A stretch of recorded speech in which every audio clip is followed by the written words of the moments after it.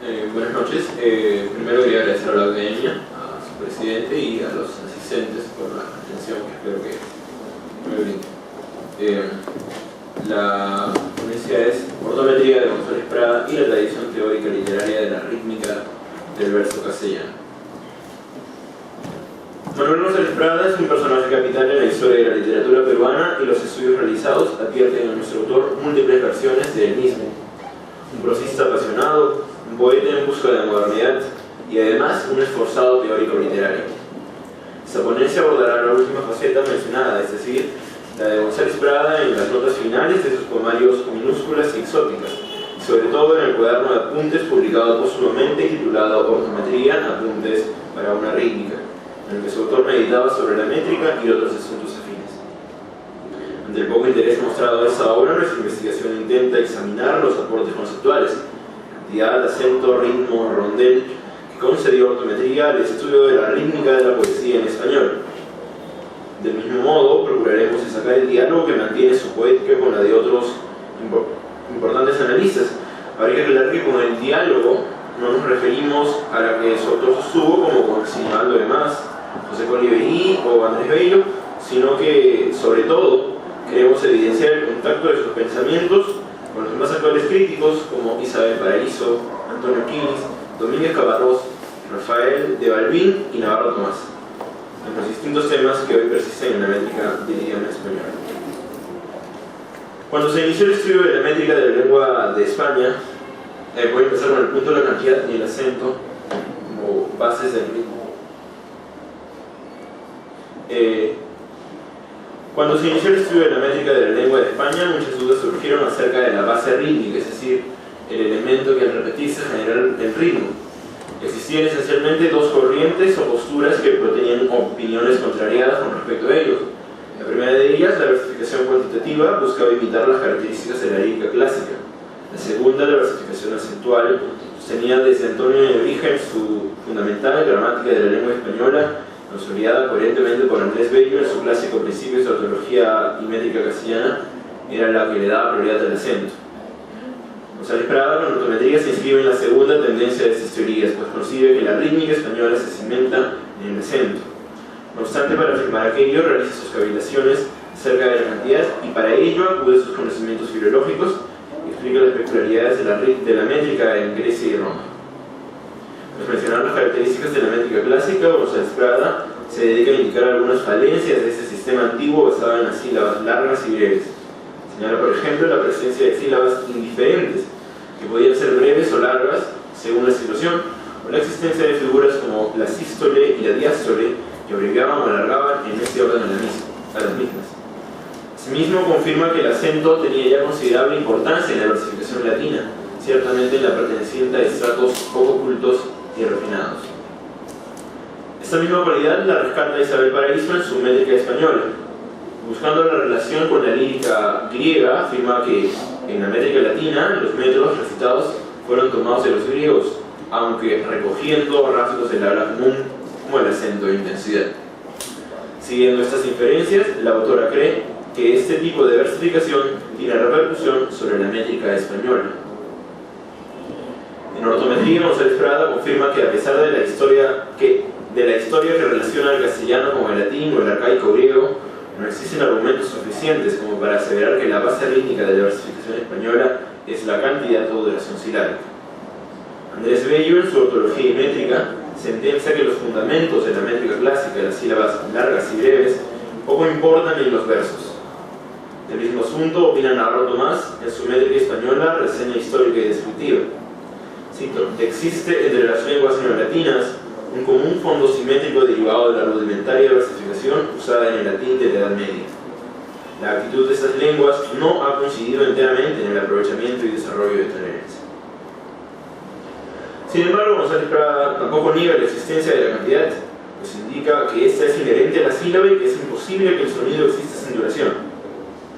A pesar de ello, también dice que las diferencias entre una y otra sílaba son imperceptibles para el oído común, por lo tanto no son relevantes para la producción del verso. En ese sentido, no es posible basar nuestra versificación en esa característica, si bien cierta y necesaria, relevante para el público. Pero respecto a ello, Andrés Bello, en su ortología métrica, reconociendo que la cantidad es inherente a los sonidos, dispone: las duraciones o cantidades en todas las sílabas castellanas se acercan más a la razón de igualdad que a la de 1 y a 2. Y de aquí es que lo más o menos largo de una sílaba importa muy poco para la medida del verso. Rafael de Balbín, en su sistema de rítmica castellana, dice que el oyente castellano no percibe en la duración del núcleo fónico expiratorio diferencias de apreciable proporción matemática. Por ello, el idioma castellano estima como sensiblemente igual la cantidad del tiempo expiratorio. Como se evidencia, aunque Balbín utiliza terminología más ligada a la fonética y a argumentos más técnicos, su comentario coincide con el de González Prada. Ambos reconocen la cantidad de duración de las sílabas, pero también son conscientes de que la diferencia entre ellas no es lo suficientemente apreciable. González Prada nunca ocultó la existencia de la cantidad ni el valor que tenían los versos. Sin embargo, siempre destacó el acento como principal efecto que se distinguió en nuestro idioma y, por lo tanto, el elemento que reproduciría el ritmo en la poesía.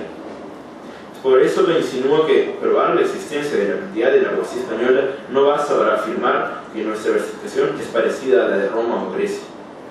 Más adelante, González Prada agrega un gran número de frases descriptivas sobre el acento español. Todas estas solamente refuerzan la idea por la cual se sustenta como base rítmica, como fundamento de la versificación castellana, el acento intensivo. El autor lo propone debido a su determinación, precisión, suficiencia, personalidad y por ser el alma del verso. Esa idea fue expuesta con claridad por Andrés Bello, que la define como el esfuerzo particular que se le da a una sílaba o una palabra y que ocasiona un tono más fuerte y un alargamiento en la duración. Otros teóricos igualmente la han considerado como la base rítmica propia del castellano, como dos célebres representantes de la trigonométrica, Rafael de Balbín y Tomás Navarro Tomás. El primero propone su ritmo de intensidad, donde lo importante radica en el ordenamiento de acentos dentro de la frase rítmica. Navarro Tomás dice que lo natural es que el español, poseedor de un sistema de acentuación de líneas claras y precisas, había destacado los recursos de este elemento en la composición de los versos. Los estudiosos de la métrica más actuales, como Domínguez Caparrós, Antonio Quilmes e Isabel Paraíso, también son conscientes de la relevancia que tiene el acento de la lengua española y en su poesía. No hay duda para estos de que el ritmo poético se consigue con el ordenamiento de las sílabas tónicas en el verso, concepto que había comprado González Prada en el siglo XIX y que acompañaba las reflexiones de otros estudiosos de la época. No obstante, también notamos que nuestro autor, para proponer esta forma de versificación, nunca descarta la existencia de la cantidad o duración silábica, sino que dice que el oído de los receptores no percibe con claridad las diferencias y que por ello no es lógico sustentar nuestra rítmica en ese factor, a pesar de que así lo hicieron nuestros antepasados latinos y griegos. El ritmo según González Prada. En ortometría, el Perón había afirmado que el ritmo en español era acentual y que, a diferencia del latín, los fenómenos ocurridos a causa de la cantidad silábica no son importantes para nuestra versificación. Tras ello, el autor certifica que el ritmo castellano es la proporción de los tiempos marcados por el acento. Andrés Bello, en sus principios de ortología y métrica, contiene consideraciones con la terminología de ritmo y rítmica en contraste con metro y métrica. Sin embargo, claramente asevera: la distribución regular de los acentos da a cada especie de verso cierto aire y marcha característica que se llama ritmo. Rafael de Balbín, en su sistema de rítmica castellana, propone sus 4 formas de ritmos: de intensidad, por la ordenación de los acentos; de cantidad, por la duración de acuerdo a las sílabas métricas; de tono, con pausas y cumbres tonales; y de timbre, con rimas y literaciones. Prada presenta los versos impares, ritmo mixto,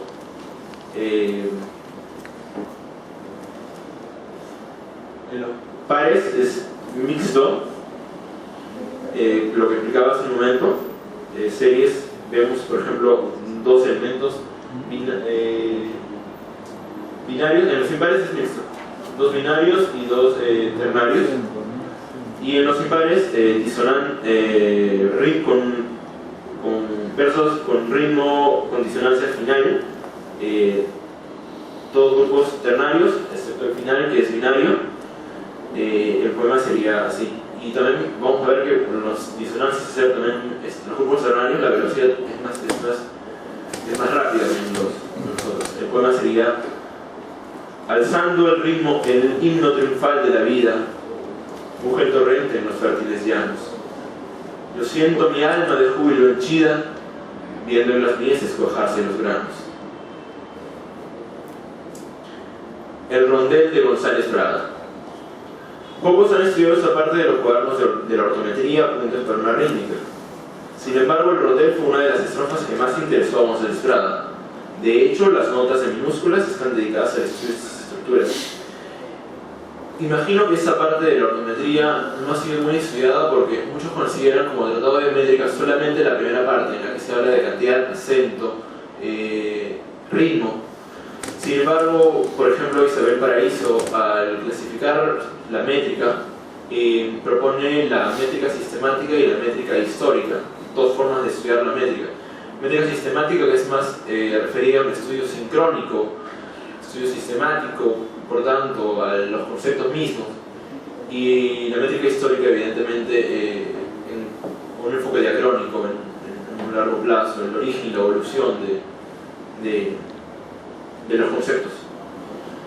Esa parte del rondel pertenecería más entonces a lo del un estudio diacrónico, mayoritariamente, en realidad. Este texto de González Prada es una revisión histórica del rondel en su país de origen, Francia, y en sus adaptaciones españolas. No obstante, no es lo único que se dice del rondel. El peruano también plantea una clasificación de los rondeles. Esta propuesta se realiza con las versiones que se hicieron en español y tomando en cuenta sus orígenes extranjeros. Para organizarlos se sigue un orden cronológico según el autor. Primer tipo, rondel triolet. Esta estrofa que presenta González Prada, variante del rondel, que luego llegó a ser nombrada como triolet, ha sido una de las formas que el autor más ha utilizado. Su estructura se conforma por 8 versos. Este es el esquema que propongo y que lo describe González Prada en la cita.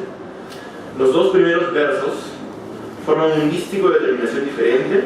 El tercero rima con el primero, el cuarto es el primer verso, que entra a servir de glosa.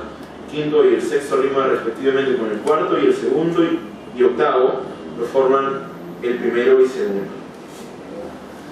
Lo pasado, por ejemplo, con el poema para con los muertos.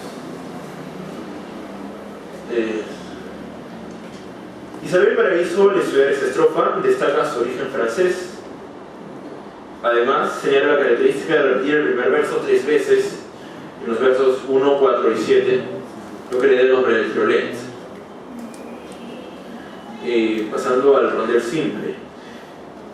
Este es en realidad el rondel original. Las estrofas son más complejas, pero González Prada las explica. Este es el esquema que propongo. Consta de 2 redondillas terminadas por una quintilla, con la particularidad de que los dos últimos versos de la segunda redondilla son los mismos que dan principio a la composición, y que el último verso de la quintilla es también el primero. Los ritmos consonantes solo son 2. Es birrítmico.